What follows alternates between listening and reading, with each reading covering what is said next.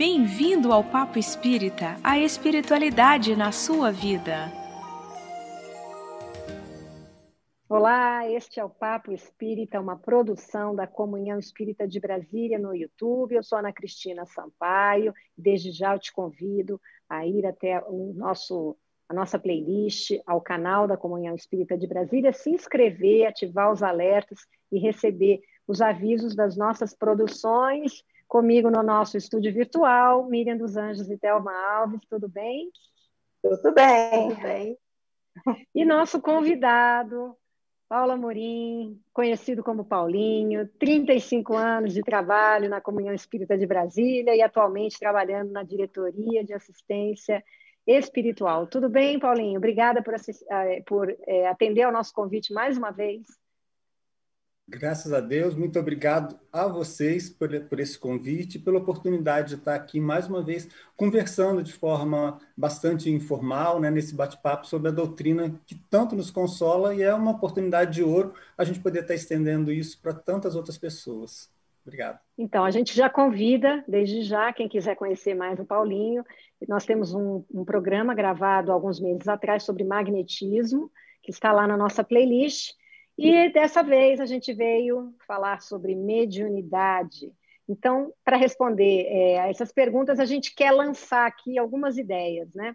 Porque tem muito misticismo em torno da mediunidade. E a mediunidade, ela existe desde sempre, ela não é uma descoberta da doutrina espírita. Porém, Kardec, na sua codificação, foi responsável por compilar os ensinamentos da espiritualidade sobre esse assunto, de modo a orientar, né, na questão desse intercâmbio mediúnico. Mas muita gente tem dificuldade em como reconhecer o intercâmbio mediúnico, de que forma ele se expressa, como eu posso saber se eu tenho mediunidade ou não e o que é que eu faço com ela, né? Então, para começar a responder essas perguntas, a gente lança a seguinte questão para você, Paulinho: para que serve a mediunidade e quais são os diversos tipos de intercâmbio possíveis? Tá, vamos lá. Em primeiro lugar, a gente precisa esclarecer o que é a mediunidade, né? E a mediunidade é uma faculdade inerente ao homem, é uma predisposição orgânica que, no dizer de Kardec, na introdução dos livros dos médiuns, ela está em germe em todos os homens. Então, todos nós temos essa possibilidade, a qualquer momento, haver o surgimento dessa nossa mediunidade e o seu desenvolvimento. E a mediunidade, assim, para a humanidade, ela é a chave que abre a porta para a comunicação com outro plano. Então, através dela, a gente tem acesso à realidade da vida espiritual, a comprovação da existência da vida após a morte, né? Antes e depois dessa nossa encarnação, e todo esse acesso ao conhecimento que os espíritos superiores trazem para nós, auxiliando na nossa jornada.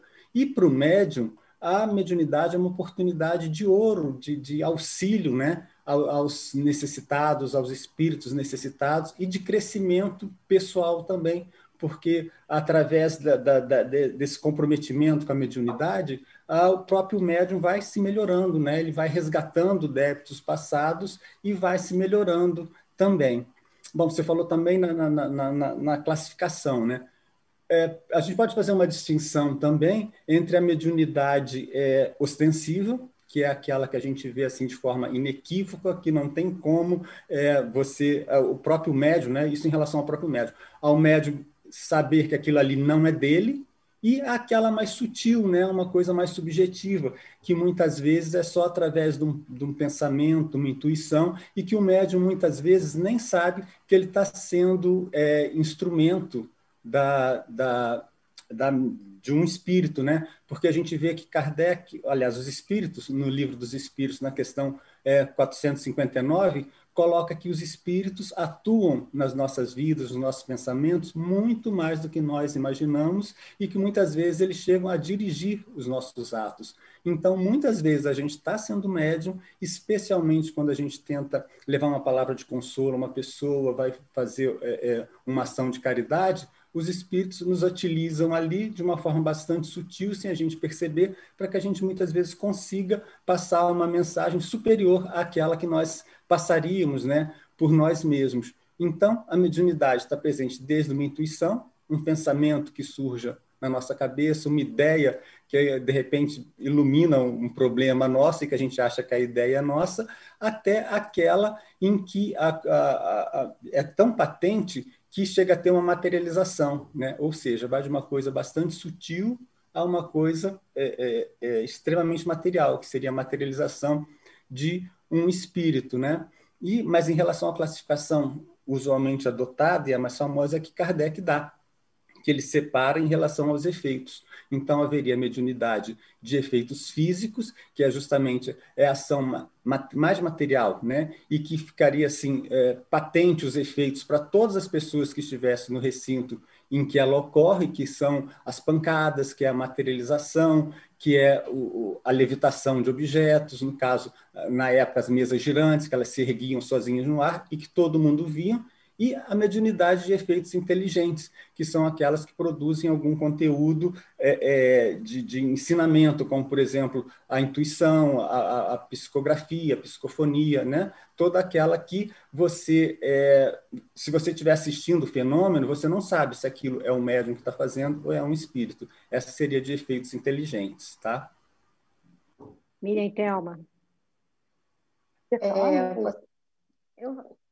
Deixa eu falar. A Ana começou falando do misticismo, né? E Paulinho agora está dizendo as diferentes mediunidades. Às vezes, né, até escuto as pessoas comentando de como se mediunidade fosse um querer, né? Na verdade, a gente nasce, é uma coisa física, né? Não dá para querer e eu serei médium ostensivo, por exemplo. Como também, mais tarde a gente vai conversar, né? A questão, tantas vezes eu escuto as pessoas, mas eu vou desenvolver a minha mediunidade, né? Então é interessante porque há uma diversidade enorme de maneiras da gente fazer esse intercâmbio, como o Paulinho falou, e como é necessário e importante o papo de hoje, porque nós vamos conversar sobre alguns pontos dessa mistificação que a gente faz em torno da mediunidade e muitas vezes, né, idolatramos alguns médiums, né, por sua capacidade. Era isso que eu queria falar por enquanto. Thelma é uma médium. Então, conta um pouquinho como é que, aproveitando o Paulinho aqui, né, como é que a gente diferencia essa ostensividade? Porque muita gente é médium ostensivo e não faz ideia que seja mediunidade, né, Thelma? Exatamente. No começo, eu vou dizer para vocês que não é fácil, é sofrido e dolorido, né? Porque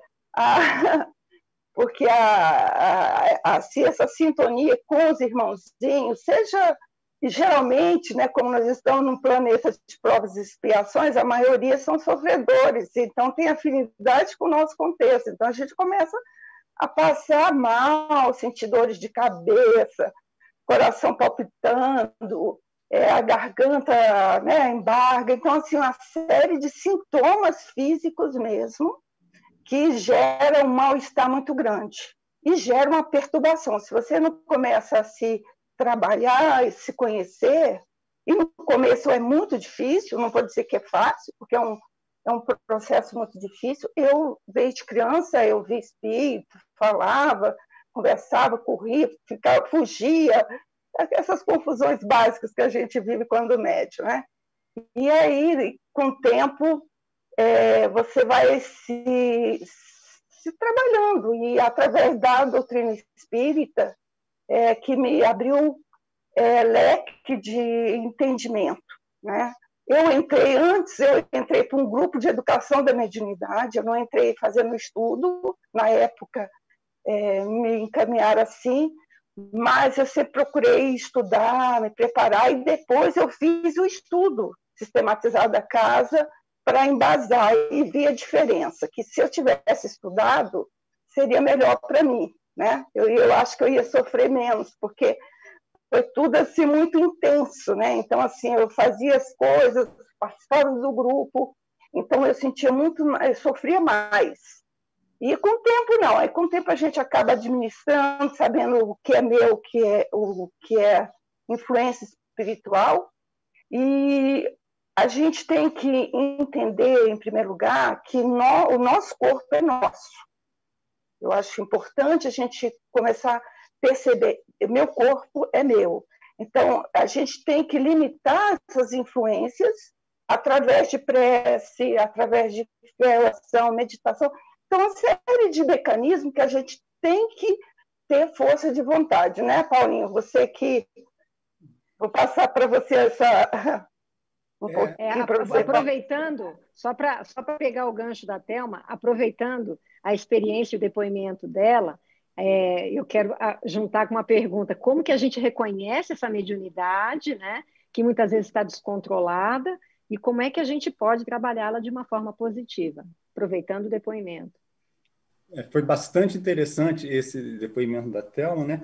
Porque mostra na prática o que ocorre, que deve estar acontecendo com muita gente, a pessoa não sabe o que está acontecendo, né? Porque a gente tem que ver que, grosso modo, todos nós somos médiuns. Kardec definiu como médium qualquer pessoa que, maior ou menor grau, sinta a influência de um espírito, seja por um pensamento, seja por um arrepio, seja por uma intuição. Só que a gente considera como médium realmente somente os médiuns ostensivos, que são esses que têm essa faculdade de realmente servir de patente, de servir de intérprete da espiritualidade, seja pela psicofonia, né, como a Thelma está dizendo, seja pela psicografia ou tantas outras formas de comunicação que o plano espiritual tem conosco, né? E isso pode surgir das mais variadas maneiras, né?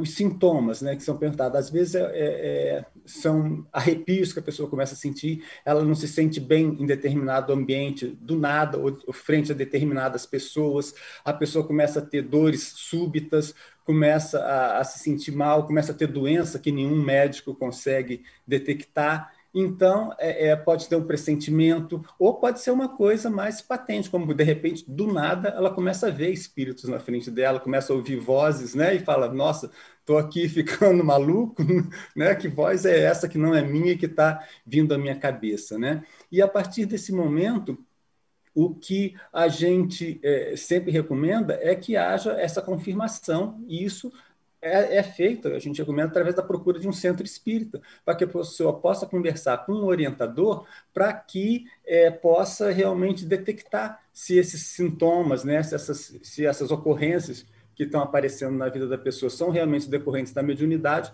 ou de alguma outra causa. Em se detectando a mediunidade, a primeira providência é o estudo, antes até do seu desenvolvimento, né, ou da sua educação, né, duas palavras aí que acontecem, né, tanto a educação quanto o desenvolvimento, que por ser uma faculdade nossa, ela é passível sim de desenvolvimento, de aprimoramento, né? Sem falar que você começa com uma mediunidade, às vezes num grupo de educação da mediunidade, e aparece outra, ou seja, se desenvolve outra faculdade mediúnica também. Então, a primeira providência é sempre o estudo, porque em sendo ela uma ferramenta, antes de utilizar essa ferramenta, você tem que saber como essa ferramenta funciona, né, e o que você pode fazer com ela. Então, depois fica muito mais fácil o exercício, né, o uso dessa ferramenta. E acontece, claro, algumas vezes em que as pessoas são encaminhadas tanto para o estudo quanto já para o exercício da mediunidade, mas essas são exceções em que a pessoa tem uma mediunidade tão ostensiva que ela realmente não consegue controlar, mas essas são exceções. Normalmente, a pessoa, quando já começa a estudar, esses próprios fenômenos mediúnicos já são atenuados, porque a pessoa vai começando a entender o que está acontecendo, ela começa a controlar, como a Thelma muito bem colocou, as suas reações, porque se eu estou aqui, de repente vem uma raiva do nada, se eu sei que aquilo pode ser um espírito, eu já me coloco, digo, olha, isso não é meu, né? Me coloco em prece, e com isso eu já me blindo dessa influência até que eu possa dialogar com esse irmão num local adequado. Tá? Então, a gente vai aprendendo a controlar a nossa mediunidade pelo conhecimento dela. O que causa espanto, o que causa medo, é a falta de informação. É a Miriam, quer ignorância falar alguma do que é a coisa? mediunidade. Porque quando a gente sabe o que é, e sabe que pode ser utilizada para o bem, que é uma ferramenta maravilhosa quando bem utilizada, a gente perde o medo e começa a exercê-la de uma forma tranquila. Ele falou de medo, né? Eu me lembrei um episódio horroroso, mas que nós vamos rir bastante, que aconteceu comigo. Assim que eu comecei a frequentar a comunhão espírita, né? Nos estudos, tínhamos que estudar o livro dos espíritos, né?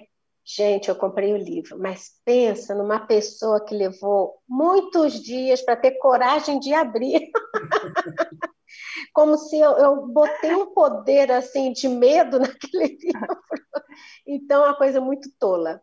Mas estudar é muito importante, porque nos dá segurança, né? Eu não sou médium ostensiva, mas tenho a intuição, e quanto mais eu vejo, não apenas estudar a doutrina, mas me estudar, né? No sentido de ver quais são as minhas atitudes, como é que eu sinto em determinados momentos, me facilita o que o Paulinho falou, uma raiva que vem do nada, uma situação trivial que de repente fica remoendo, remoendo e aumentando um desejo ruim, né? Como se despertando ainda o lado selvagem, né?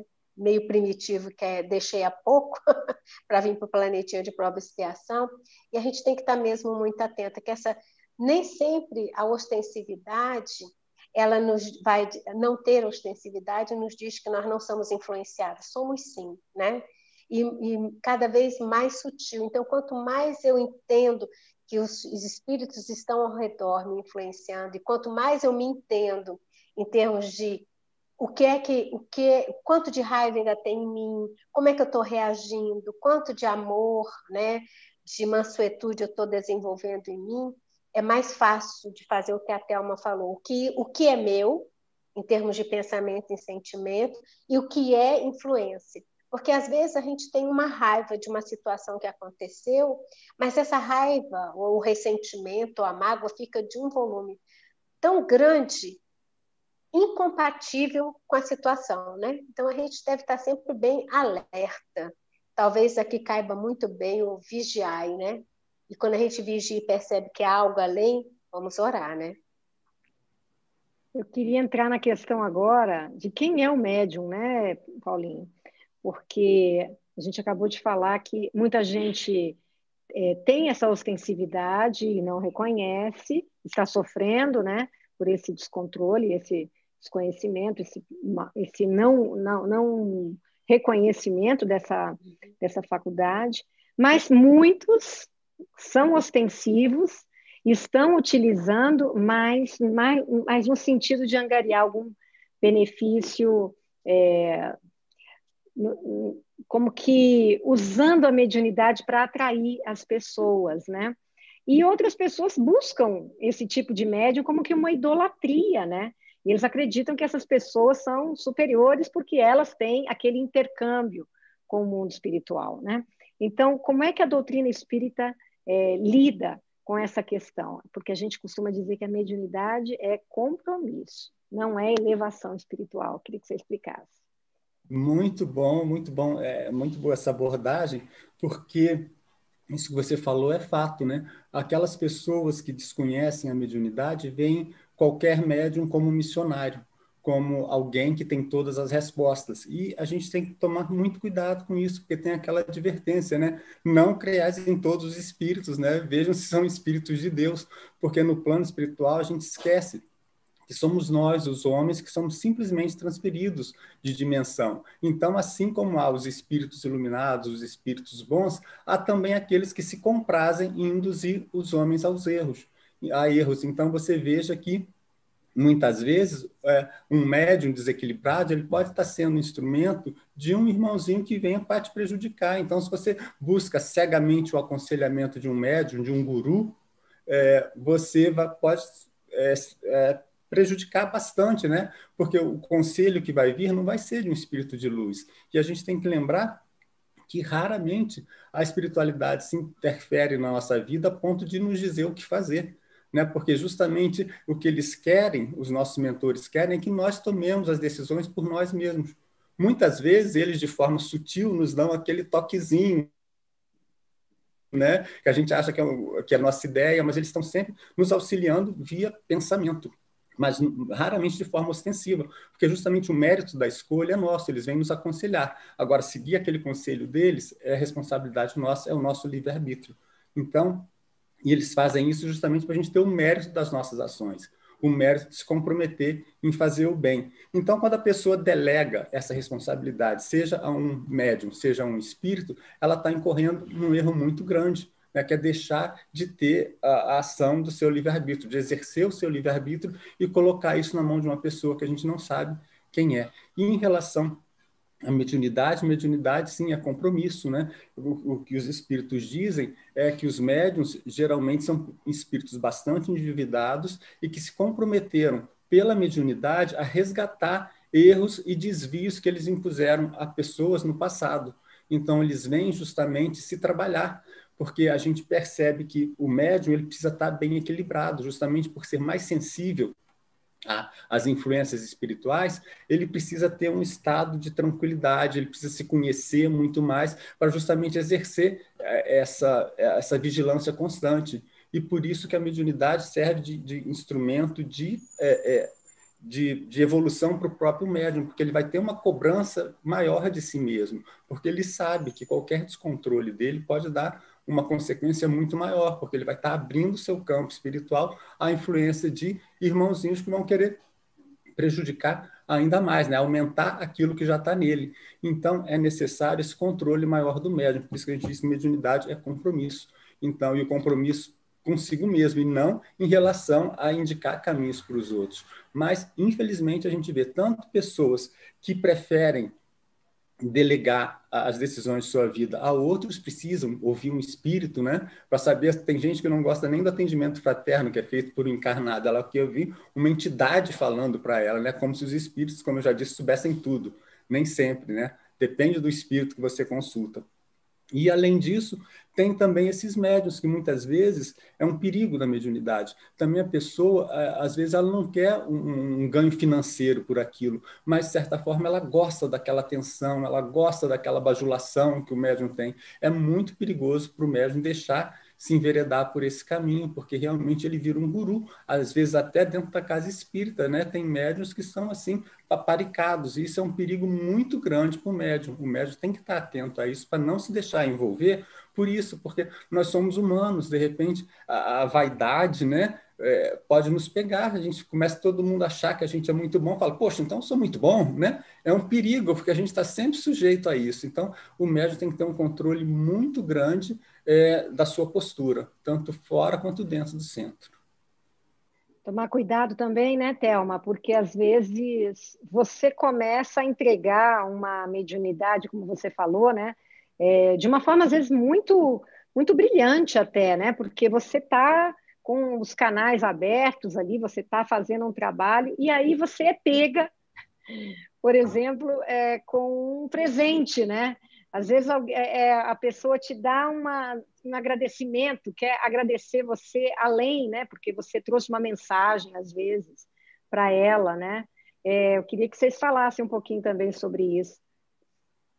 Isso é muito preocupante, né? Nós temos que entender que o trabalho mediúnico ele é gratuito, né? É um compromisso, como o Paulinho falou, é um compromisso que nós temos, né? Nós assumimos enquanto encarnados, e nós temos que trabalhar isso da melhor forma possível. E quando nós nos engajamos, principalmente na doutrina espírita, que ela nos esclarece de uma forma efetiva, então o cuidado é muito maior em relação a isso, porque às vezes a pessoa é médium, mas ela trabalha na igreja, né, na igreja evangélica, católica, ela canaliza a energia dela para lá. Então, mas eu acredito que todo médium, ele no fundo, ele sabe esse compromisso, ele tem latente, assim, nas suas reminiscências, esse compromisso com esse contexto comunitário mesmo. Então, assim, e por isso que nós temos que trabalhar mesmo a questão da vaidade, do orgulho, das pessoas chegarem, nossa, perguntar alguma coisa. Então, assim, tudo isso a gente tem que ter muito cuidado e, às vezes, nem falar nada. Ficar quieto, né? Fazer uma prece para determinada pessoa, se está no processo de desencarne, ou se a gente percebe que a pessoa vai passar alguma coisa. Então, assim, a gente tem que ter uma sensibilidade, às vezes, se aquietar. Uma época, eu estava como atendente fraterna, e chegou uma senhora, e eu fui atendê-la. Essa senhora, você é médium? Eu falei, sou, só que no momento aqui, eu não trabalho com a mediunidade. Ela, mas você é médium mesmo? Eu falei, sou médium, mas o que eu posso ajudá-la? Aí ela tirou umas fotos e falou assim, olha, essa aqui é minha fazenda, aí eu queria que você me revelasse se eu vou ter sucesso na venda da minha fazenda, né? Eu estou aí na casa, né, na comunhão. Aí eu falei assim, olha, eu sinto muito, mas a mediunidade que eu tenho não consegue passar para a senhora esse tipo de informação. Aí ela saiu da casa me xingando e tudo, mas é isso. Então, assim, a gente tem que saber o nosso ponto, entender e respeitar a pessoa, porque eu vou discutir, vou colocar para ela, não vai entender. Mas a gente tem que trabalhar a nossa parte, porque sempre tem alguém que vai querer buscar alguma informação, falar com a gente, tudo, a gente tem que trabalhar de uma forma, assim, o máximo possível equilibrada. Né? E agora eu queria entrar, Paulinho, nas diferentes tipos de mediunidade, dessa demonstração do intercâmbio mediúnico ao longo do tempo, né? Então, na época do Kardec, essa mediunidade ela se manifestou através dos fenômenos físicos, né? Como as mesas girantes, as pancadas, os espíritos se comunicavam respondendo de alguma forma física, né? As perguntas de Kardec. Na época do Chico Xavier ficou famoso pela psicografia, né? Psicografou mais de 400 livros por diversos autores, cartas que ele trazia também, né? Especialmente para mães que perderam seus filhos. Também houve uma época da materialização, né? A gente tem o médium Peixotinho, que ficou famoso por materializar também espíritos, e hoje a gente fala que a mediunidade do futuro é a intuição. Então, eu queria que você explicasse um pouquinho essa questão da mediunidade na história e por que em cada tempo você tem um diferente tipo de mediunidade mais presente. Tá, vamos lá. A gente tem que lembrar que nada ocorre por acaso, né? E que tudo está submetido a uma evolução. Então, o que para a gente parece acaso, na verdade, ocorre por um planejamento espiritual. Então, na época de Kardec, quando o Espiritismo surgiu, né, na segunda metade do século XIX, era a época do racionalismo, do método científico, da investigação racional dos fenômenos, né? Então, como não existia ainda o Espiritismo, foi necessário uma intervenção assim de forma super forte, né, para chamar a atenção para os fenômenos espirituais. A gente lembra que as mesas girantes ocorreram antes, né, do Espiritismo. Foi justamente pelas mesas girantes que Kardec foi atraído para o Espiritismo, porque ele foi investigar o que acontecia com uma mesa, por pancadas, respondia perguntas. Uma mesa não é inteligente, então ele logo concluiu que havia uma inteligência por trás daquela mesa. E, a partir daí, ele começou a estudar, a se interessar pelas ideias espiritualistas que já existiam na época, né? Ele, como magnetizador, e como a gente viu no nosso outro encontro, né? Estão bastante ligados o magnetismo e o espiritismo, ele percebeu que ali havia a influência espiritual por trás daqueles fenômenos e passou a investigá-los. Então, esse surgimento desses fenômenos tão patentes, né? Mesas se levantando sozinha no ar, pessoas levitando, porque era necessário, naquela época, chamar a atenção por uma realidade até então desconhecida pelo mundo, né? Naquela época também ocorreram várias materializações que eram estudadas pelos cientistas, né? Tem Kate King, que ficou um tempo enorme materializada, sendo estudada, constatado que, embora sendo espírita, ela tinha pulsação, tinha calor, era simplesmente como que um encarnado ali presente, né? Justamente para haver essa comprovação da realidade espiritual. Só que a questão é que nós não devemos ficar presos aos fenômenos. Então, porque o fenômeno ele encanta, mas ele realmente, se você ficar só nele, você perde a grande lição do espiritismo, que é a questão moral. Né? O que adianta eu saber, eu estar vendo um espírito materializado aqui na minha frente, se eu não depreendo o ensinamento que aquilo me traz? O fenômeno é maravilhoso, mas realmente não traz a lição que deveria trazer, que eu só consigo com essa parte moral, com essa filosofia que o Espiritismo nos traz, que faz com que a gente se altere, porque a gente tem que lembrar que a função primordial do Espiritismo é a transformação moral do homem. Não é convencê-lo simplesmente que existe a vida após a morte, porque isso, bem ou mal, várias religiões antes já sabiam, e que a gente vê que a questão do medo, ela, por exemplo, o medo, se eu vejo um espírito materializado e por medo dessa realidade eu mudo uma conduta, será que essa mudança foi verdadeira ou é só por medo? Porque o medo do inferno não fez a humanidade melhorar, não é? A gente tem que pensar nisso. Então, o que faz realmente é você, o seu compromisso em fazer a sua reforma íntima. Isso aí não vai ser a questão de ter alguém materializado ou pelo medo do que eu vou encontrar do lado de lá, que vai fazer com que eu faça essa transformação, porque vai ser uma transformação só de fachada. E então, na época de Chico Xavier, é claro, também havia grandes materializações, teve também Ana Prado, Mirabelle, que foi assim, fazia inclusive materialização à luz do dia, uma coisa raríssima, né, porque exige um potencial fluídico muito maior, né, mas aí o próprio Emmanuel disse ao Chico Xavier que, embora ele tivesse em si a mediunidade de efeitos físicos que propiciaria grandes materializações, aquela não era a tarefa dele, não era isso. E veja só como é muito mais consolador para nós analisar a mediunidade de Chico Xavier, vendo quanto foi mais importante ele se dedicar aos livros, como Emmanuel disse, do que se ficasse só nas materializações.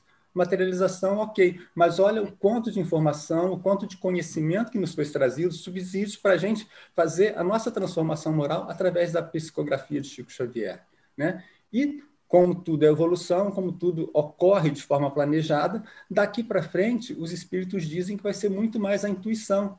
Porque, veja só, de acordo com o que a gente já estava conversando antes, nós vamos ser muito mais guiados sutilmente pelos espíritos, porque nós já temos maior amadurecimento moral, nós já temos um cabedal de informações bastante grandes, e agora nós já não precisaremos de uma tutela, né, tão cercadinha dos espíritos, nós já temos a consciência e eles vão muitas vezes só nos sugerir as coisas e nós, então, passaremos a participar mais desse processo, né? Porque a gente vê que quando você é simplesmente instrumento de um espírito, você está transmitindo aquela ideia dele. Agora, quanto mais você tem de conhecimento em si, mais fácil fica para o espírito transmitir a mensagem. Então, o espírito não vai precisar realmente ditar palavra a palavra. Muitas vezes ele vai somente trazer a ideia e você, com o seu conhecimento, você dá vazão àquilo ali. Então, é por isso, porque cada vez esse processo vai ficando mais sutil, a gente vai se aproximando até das comunicações no plano espiritual, que se dão por pensamento, e isso é uma realidade que a gente espera ver em breve na Terra, que a gente consiga essa forma superior de comunicação que extrapola a questão da palavra, da vestimenta da ideia em palavras, ou seja, uma comunicação mente a mente. Miriam, quer comentar? Queria lembrar, né, talvez, de que médium não é... exercer a mediunidade não é só dentro do centro espírita, né? O médium é médium 24 horas. E que isso traz uma responsabilidade, um alerta bastante importante, porque a sintonia, a influência, ela ocorre 24 horas, né? No centro espírita, o médium se dispõe a permitir que a sua mediunidade seja exercida. Fora do centro espírita, a Thelma falou uma coisa importante, disciplina, né? O corpo é meu, há momentos em que eu permito utilizar essa mediunidade em auxílio daqueles que necessitam, mas não às 24 horas, né? Mas nessas 24 horas eu tenho que estar atento. A questão da reforma íntima, como chamou a atenção o Paulinho, é importante, é estar atento com o que a gente, novamente, com o que eu estou sentindo, com o que eu estou pensando, né? E essas várias mediunidades, seguindo esse processo de evolução, é interessante, porque a gente vive falando, nossa, eu tive uma intuição, né? É muito comum a gente falar, nossa, mas eu devo seguir mais a minha intuição. E o Paulinho trouxe, né, esse refinamento, né, de comunicação com os espíritos, né? Quando a gente fala muitas vezes, tive uma intuição, na verdade, fui intuído. Fui intuído né? E não que ela tenha nascido de mim, né? Às vezes a gente quer um mérito que não temos ainda, mas Ana, você também é médium, Ana. Conta um pouquinho da sua experiência. Eu não tenho nada de ostensividade, né? Eu comecei na doutrina espírita mais para estudar, né? Sempre o autoconhecimento foi o meu mote. Mas aí você vai se encaminhando, quando quem entra no estudo, né, do sistematizado da doutrina espírita, começa a ser encaminhado, né, Paulinho, para essa área da mediunidade. Alguns têm medo, não querem, né? Outros têm essa ostensividade e aí se encontram lá e buscam mais equilíbrio na sua vida, exercitando isso, como a Thelma comentou. E eu me coloco ali à disposição na psicofonia e fui desenvolvendo isso ao longo dos anos. E tenho essa questão da intuição, eu busco também, nas 24 horas, observar, né? A gente sabe, né, Paulinho, que a gente é levado durante o sono, muitas vezes, né, para ambientes propícios ou não, né? Vai depender muito, muito da gente, da nossa predisposição, né? Mas uma coisa que eu busco fazer, quando eu tenho uma questão na minha vida, antes de dormir, eu peço à espiritualidade que me auxilie naquele momento. E é engraçado que eu noto, daí, né, Miriam e Thelma, reforçando o que vocês falaram, o autoconhecimento, né, a observação de si, eu observo no outro dia que às vezes eu tenho umas ideias um pouco diferentes, vem alguma coisa... eu não tinha pensado nisso. E isso acontece com todos nós, né? Só que a gente que estuda esse intercâmbio, a gente começa a prestar uma atenção diferenciada. Para lá, talvez eu tenha recebido alguma orientação, eu tenha participado de alguma conversa, e assim a gente vai utilizando esse intercâmbio em nosso benefício, para o nosso equilíbrio, para as nossas escolhas, decisões, né? A gente vai se orientando na vida, utilizando o intercâmbio, porque eu acho que é para isso que serve, não é não, Paulinho? Não é esse o objetivo maior desse desenvolvimento? Sem dúvida, é porque, como eu falei, é para o nosso crescimento, né? Antes de tudo, é uma oportunidade que a gente tem de participar junto aos espíritos do esclarecimento, né, dos nossos irmãos. E com isso, a gente é que acaba ganhando, né? Porque a gente vivencia toda uma realidade, toda uma experiência que é trazida por aqueles irmãos que já estão, né, do outro lado, eles trazem para nós isso, a gente vivencia tudo isso e aprende com eles, né? Sem falar, é claro, desse controle que eu já disse que é necessário que os médiuns tenham maior controle sobre si mesmos, o que é um aprendizado enorme também, né? Eu queria entrar num outro tipo de mediunidade que também é muito sujeito às mistificações, que é a mediunidade cura. E muita gente, né, numa doença, procura, às vezes, não necessariamente um centro espírita, mas procura um médium que está muito famoso por fazer curas, cirurgias espirituais, né? Então, eu queria que você explicasse como é que funciona essa mediunidade, como que a gente deve, que pontos a gente deve observar, no caso, quando a gente se decide a fazer um tratamento espiritual.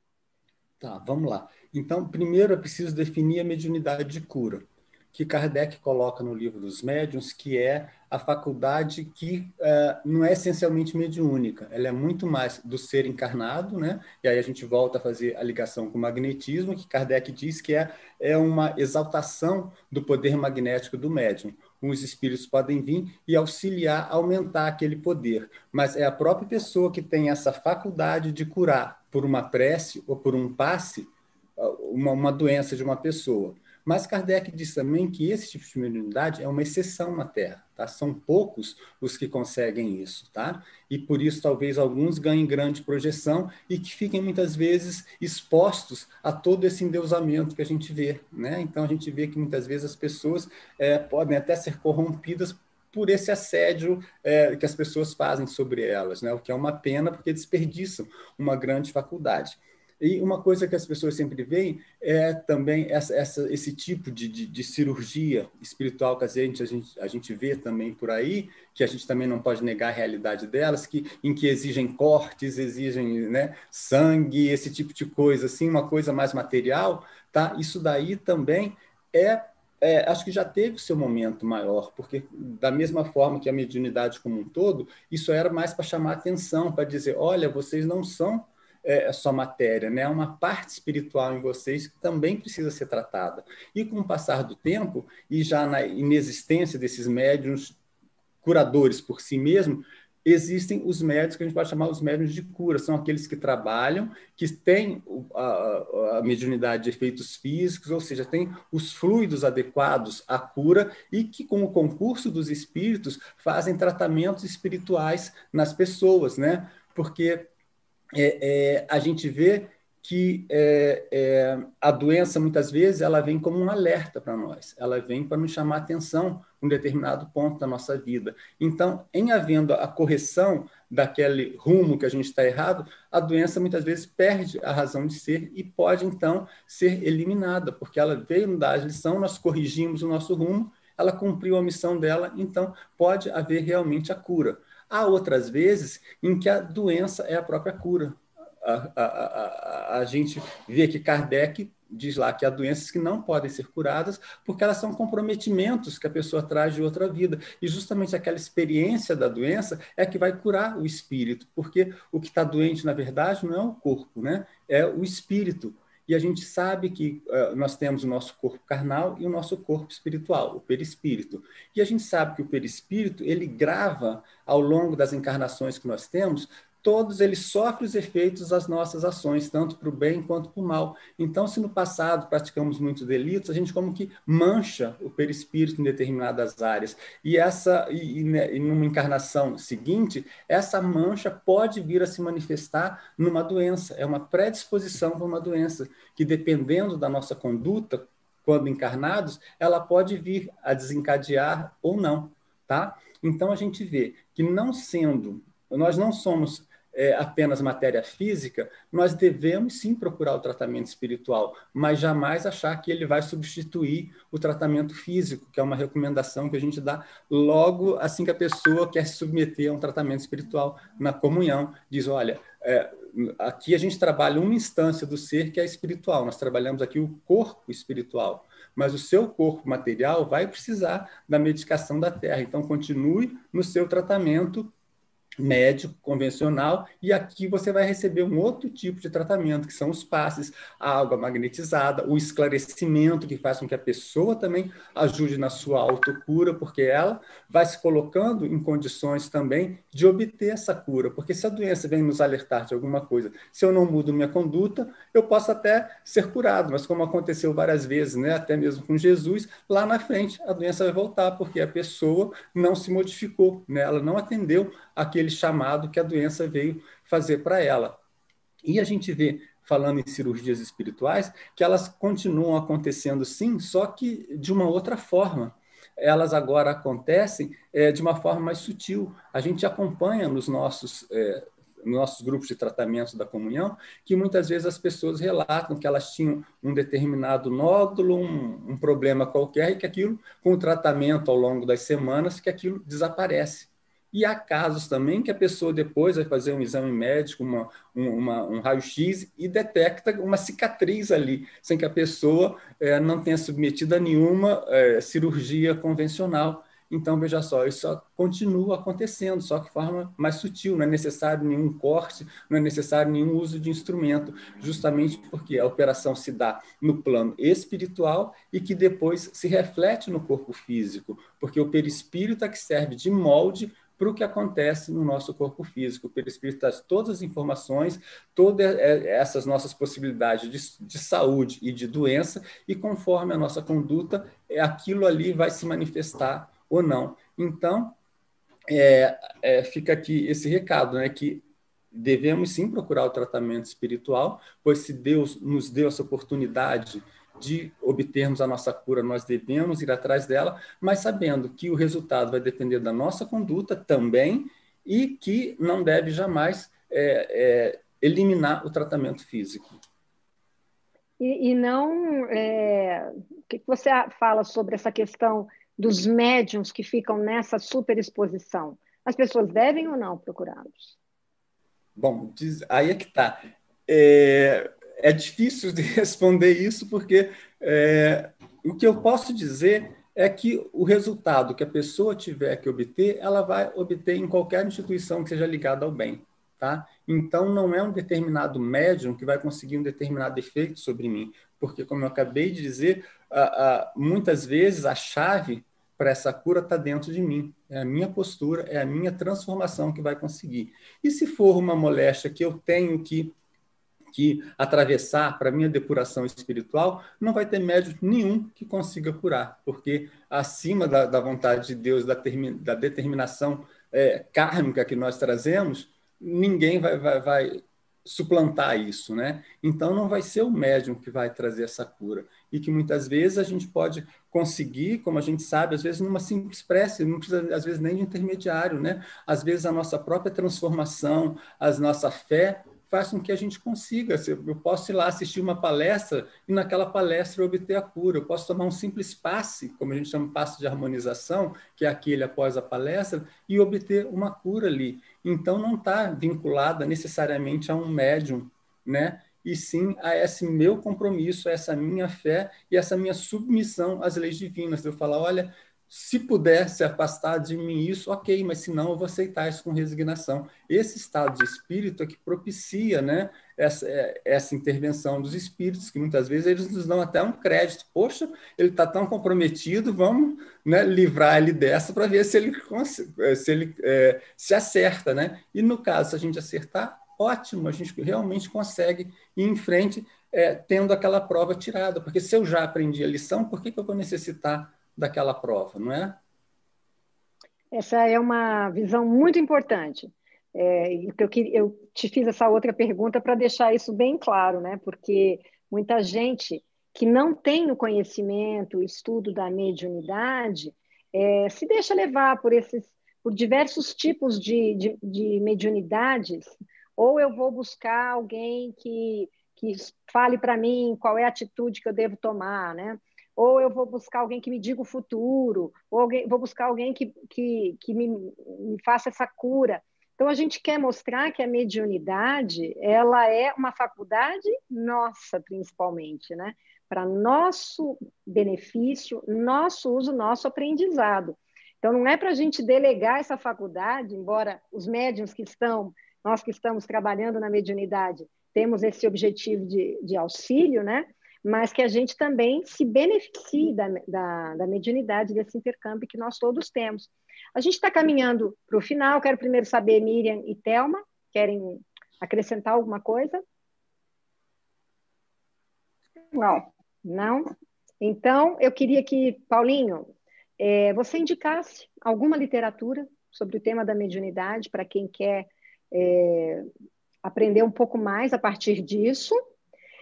E também para deixar uma mensagem para aqueles que ainda sentem um pouco de medo, porque a gente vê isso ainda, né? Mesmo a pessoa que passou 3 anos no estudo sistematizado, a pessoa entra no desenvolvimento mediúnico, a pessoa tem uma mediunidade super aflorada e ela tem medo. Eu estou com medo que se eu começar a entrar nesse lado aqui, que eu vou ver espírito, vou escutar a voz, vou ver um monte de coisa, vou sonhar, né?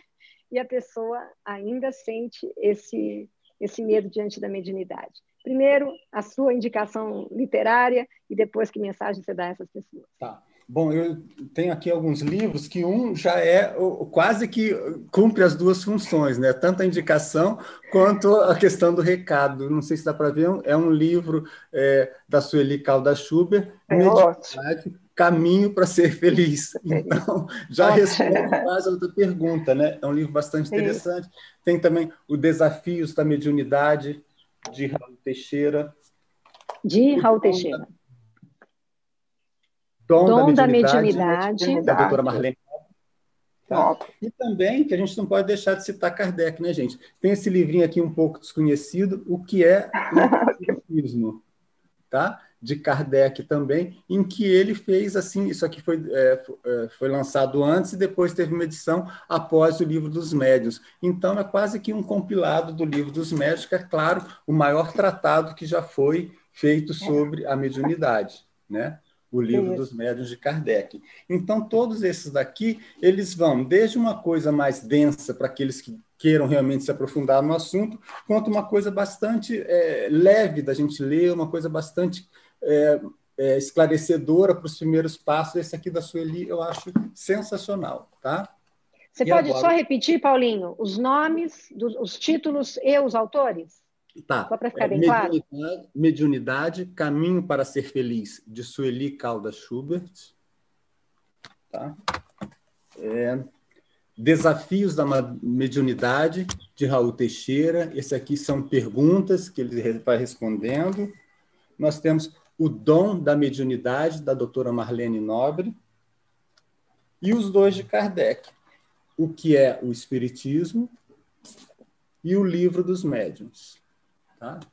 E o recadinho rápido que eu gostaria de dar é esse para as pessoas, né? Que não é algo para a gente temer, porque a gente tem que estudar para conhecer. Como eu disse, o que causa medo é o desconhecimento, é a gente não saber o que está acontecendo. E a partir do momento que a gente procura entender o que é, que a gente descobre, a gente perde o medo, porque vê que é uma faculdade, é algo que a gente tem, uma ferramenta que a gente traz e que, conforme a gente vai utilizando, até mesmo aqueles sintomas que possam nos apavorar quando ficar vendo os espíritos, eles tendem a diminuir, porque se eu começo a estudar, a frequentar um centro espírita, é claro que aqueles fenômenos vão parar de acontecer a qualquer momento na minha casa, porque eu vou estar canalizando aquilo. E os próprios espíritos nos auxiliam com isso. Quando a gente começa a exercer a mediunidade num determinado horário, num local apropriado, então todas aquelas manifestações que pudessem ocorrer no nosso dia a dia são canalizadas para aquele horário onde elas vão ser atendidas. Então, se a gente tem medo de que, quando eu começar a desenvolver mediunidade, aí é que o bicho vai pegar, não é nada disso, é o contrário. Aí as coisas vão ficar disciplinadas, porque eu vou ter dia e hora para trabalhar aquela minha atividade, vou descobrir que é uma coisa maravilhosa, é um dom mesmo, uma bênção nas nossas vidas, a gente ter a oportunidade de trabalhar junto à espiritualidade no esclarecimento de irmãozinhos que, como nós há algum tempo, ainda estão envolvidos em trevas. É uma oportunidade de ouro. Para quem trabalha, né, Thelma e Miriam, nós três trabalhamos em grupos mediúnicos, Paulinho, com certeza, né, Paulinho?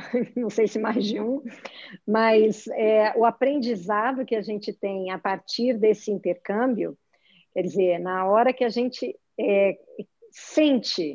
recebe a informação de como aquele espírito está no mundo espiritual, a gente começa a prestar atenção em como que nós estamos vivendo aqui.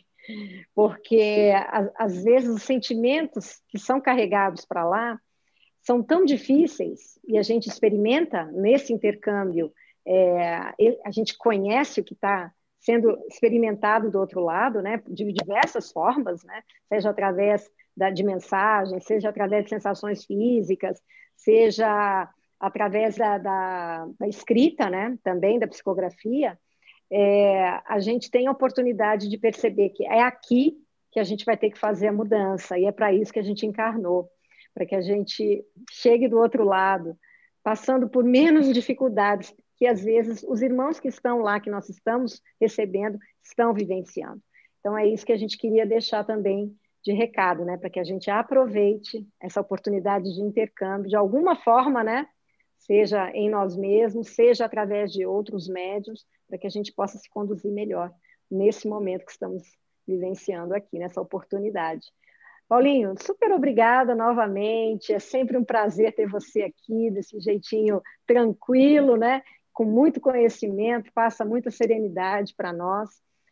Queremos te agradecer mais uma vez a tua presença. Miriam e Thelma, muito obrigada mais uma vez pela participação de vocês, a vocês que nos assistiram.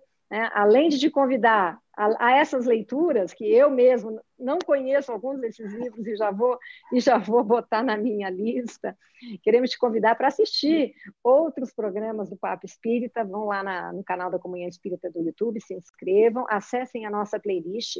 E queria pedir uma coisa super importante: não deixem de dar um like, de compartilhar se vocês acharem interessante e de deixarem também o seu comentário. Essa interação, nosso programa é gravado, né? Não é ao vivo, então essa interação com vocês acontece através dos seus comentários e também é a partir deles que o YouTube distribui esse programa para outras pessoas que não conhecem o Papo Espírita. Então fica aqui também o nosso convite. Muito obrigada e até a próxima. Até a próxima.